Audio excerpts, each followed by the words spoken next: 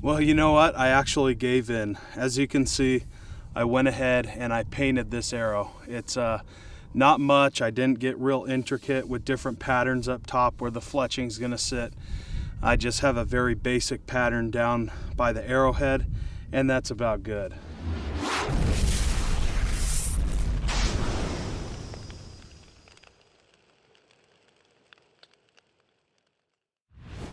So right now I want to show you how to split this turkey feather. And it's actually very simple. I do carry my thin knife, as you can see, and that's why I say it's so important to carry a thin knife, because it's going to do a lot of fine work. And all I do is I kind of split this in the center of this quill, just like this.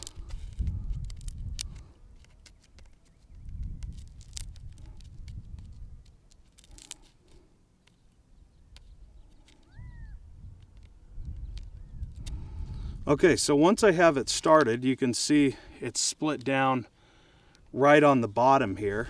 I can just slowly take my knife and I can drag back on this quill, just like this. Okay, so it's easy as that. And once again, we can do that with obsidian.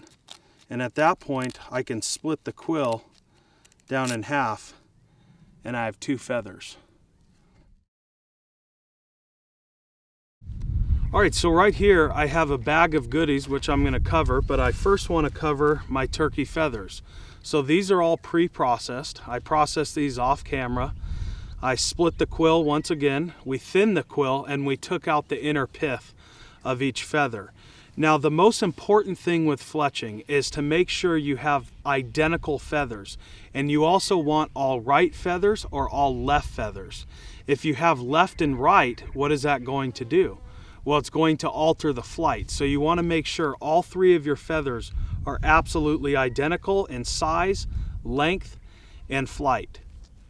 Meaning either 3 left feathers or 3 right feathers, like I said.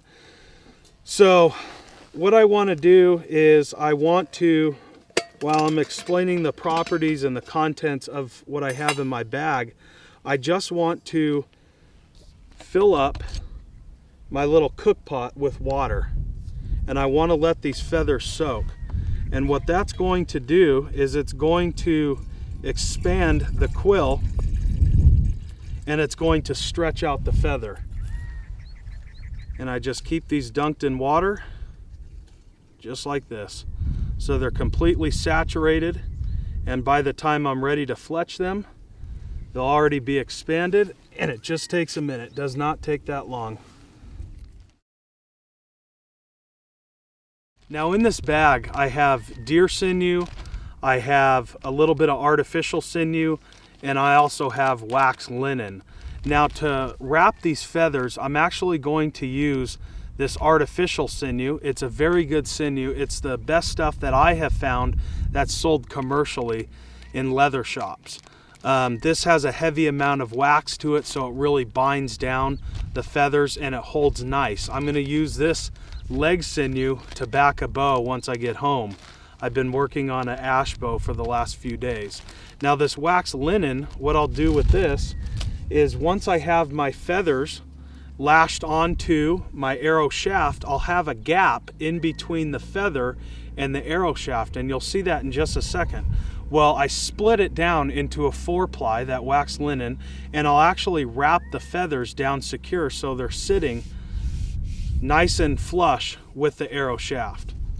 Now, can we just leave a gap? Absolutely. As a matter of fact, a lot of the natives in this area, they didn't worry about securing those feathers right in the center so it sits flush against the arrow shaft. They had a gap, and it did excellent for them, and it'll do excellent for us. Okay, so what I want to do is I want to take this artificial sinew and I want to get a nice long strand just like this, and I'm just going to cut it and split it down into 3. So once again, this is the best artificial sinew that I have found. It comes from Tandy leather. It has such a heavy coat of wax on it, and that's what I want. And I just split it down once And we'll go to the other tag end since it's a little wider. And we split it down again. So you can see I have 3 pieces. And these are really good pieces right here. Okay. So at this point, this is where I take my feathers out of the water. They've been soaking for a couple minutes, and that should be about good. And I'll start off with one, and what I do is I follow the side of the nock. So I don't go directly in the center. I go off to the side of the nock and I lay that vertical against it, just like that. So you can see what I have here. I have it laid vertical right up against that side of the nock. I don't have it vertical in the middle where my gap is and where I carved it. So I'll start off and I'll just wrap this once and I'll cross it over. We'll go a little bit lower. I'll cross it over like that. And now I can start wrapping. So I have a nice seat on the sinew. And then I go on the bottom and I just wrap once. I wrap twice. And I want to get that right vertical with that nock once again. And I'll pull tight. So now we're ready for our second feather.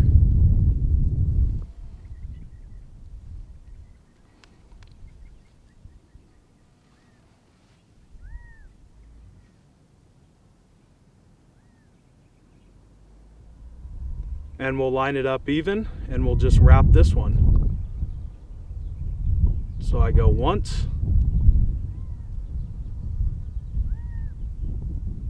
Pull it tight,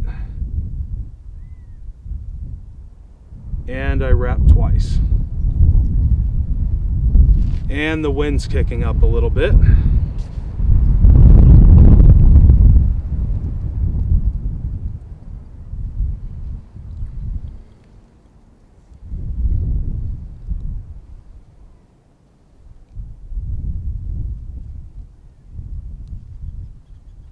I'll take my third feather and I'm now ready to secure this one on.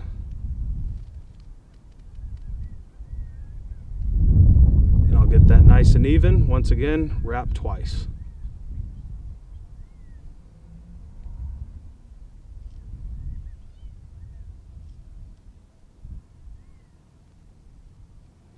And now I can start wrapping it up. And I don't want to clump this all together. I just want to follow the end trail of each wrap until I get to the top.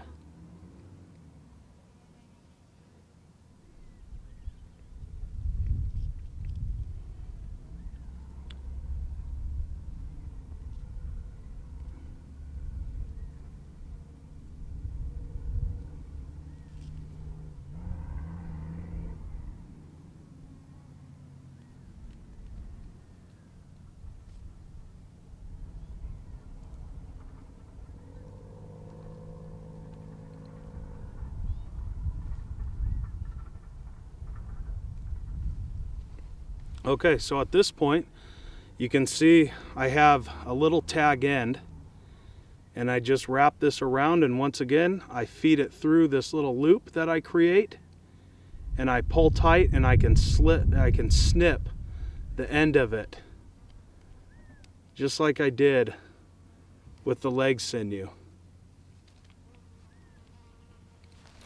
So here we have it. We have the top complete.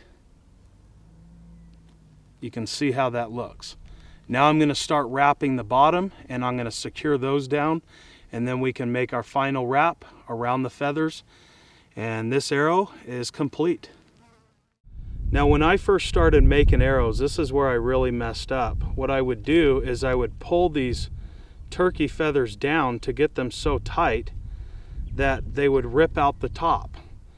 And the mistake that I made was I started clumping it up at the top, and that's not what I wanted to do. I wanted these feathers to blend in nice, and it didn't do that. I was more concerned about having a gap in between each feather when I could have just wrapped them around, or even put a little bit of glue on the quill, depending on what resources and where we're making these at and what's available.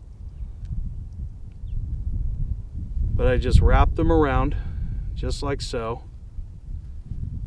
and now I have all three secure, and I just have a very, very small gap in between the shaft and the feather, and that's okay. You know, if we needed to, we can just shoot it just like this and it'll be just fine.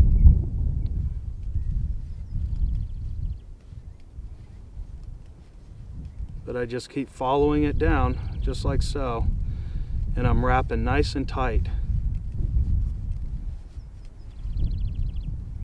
And I take that tag end once again, feed it through the loop, secure that nice and tight,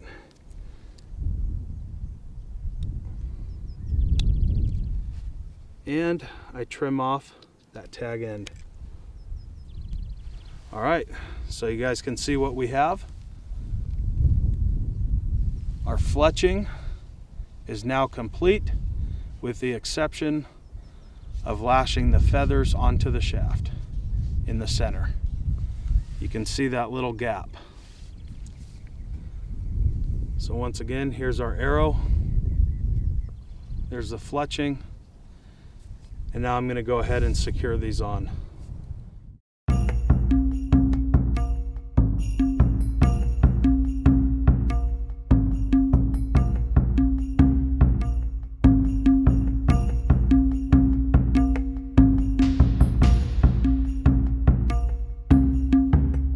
Well, here we are. This is now complete. You can see that the fletching is bound tight. Looking good there. Got our stone tip up top, and of course I had to give in and I painted it red. Good looking color.